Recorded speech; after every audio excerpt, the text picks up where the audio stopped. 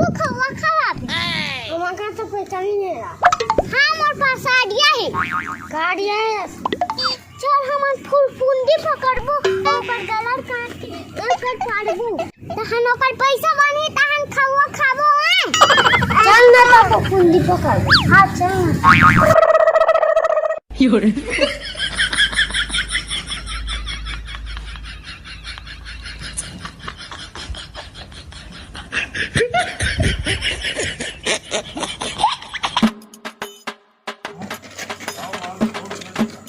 अरे वाह फलाना क्या जोरदार हम मकान बना है यार।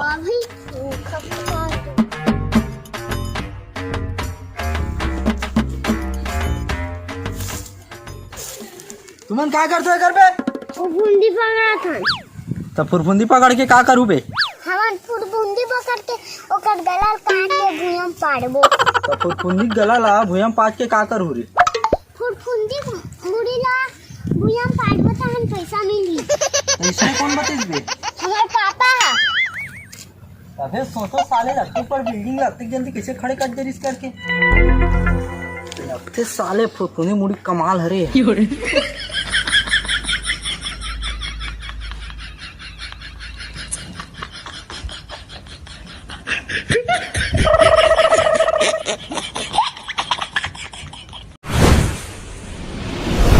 अपने सीजी शो।